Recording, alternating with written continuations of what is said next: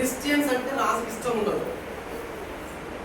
అరే ఏం లేదురా, క్రిస్టియన్స్ నమ్ముతున్న అందరూ చంపి సిలువ వేసి ఈ రోడ్డుకి ఇటు పక్కన అటు పక్కన నాటి ఇట్లా పాతి పెడతాం. మన రాజు అందరినీ వస్తే ఎంకరేజ్ కొడుకన్నా మంచి గిఫ్ట్ ఇచ్చారని మనల్ని అందరికీ ప్రమోషన్ ఇచ్చారు. వీళ్ళందరూ అనుకున్నారు రాజు బర్త్డే కోసం రాజు బర్త్డే కోసం ఇంకా వీళ్ళందరూ ఇది చేసిళ్ళు. తెల్లారినాక అందరూ సినిమాకి ఇట్లా వేసిన అందరూ సినిమా పాపం వేలాడుతున్నారు, అందరూ చచ్చిపోయారు.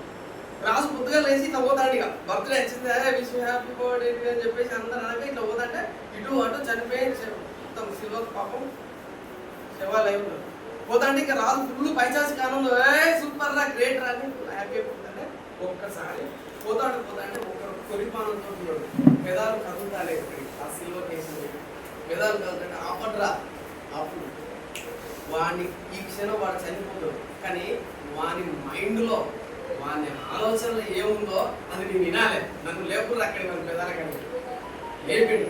పెదాలు కలిపి అప్పుడు వాడిని అడుగుతాడు, ఇప్పుడు నీకు ఏమనిపిస్తుందిరా అన్నాడు రాజు.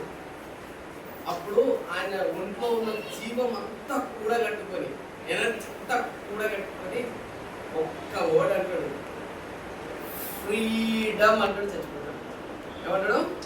ఫ్రీడమ్. ఏమంటాడంటే ఒక మాట, ఇన్ దిస్ టైం నువ్వు నన్ను చంపగలవేమో, కానీ నా లోపట ఉన్న ఒక ఫ్రీడమ్ ఉన్నట్టున్నావు, నువ్వు దాన్ని చంపలేకపోతున్నావు, ఐఎమ్ ఫ్రీడమ్ అని చెప్పి పాన పెట్టాడు.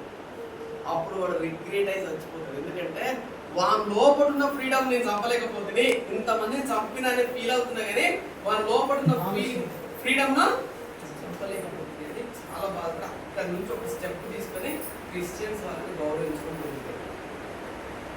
ఒక్కడితో మార్పు వచ్చింది. సో మనము వెస్టీజ్ లోకి వచ్చిన తర్వాత నేనేమంటున్నావు, పాత పని చేస్తూ చేస్తూ ఆ ఫ్రీడమ్ ను కోల్పోతున్నావు. ఆ ఫ్రీడమ్ కోల్పోతున్నావు. 20 ఏళ్ళు మోకాలు అక్కడనే బతుకుతున్నావు కదా. ఒక్క 5 ఏళ్ళు ఒక యుద్ధంలాగా కష్టపడి ఇక్కడ నువ్వు ఉద్యోగానికి వెళ్తున్నావు, 8 గంటలు కష్టపడుతున్నావు కదా, రిపోర్టింగ్ ఇవ్వాలి బాస్ అని అంత భయపడుతున్నావు కదా. అంతే భయం భక్తితో వెస్టిజ్ చేయి, అంతే 8 గంటలు వెస్టిజ్ చేయి. అసలు ఎక్కడికో వెళ్ళిపోతున్నావు, అందరూ అంత ఎత్తుకు ఎదిగిపోతావు. సార్ నేను అబద్ధం చెప్తానా? సో మీరు అర్థం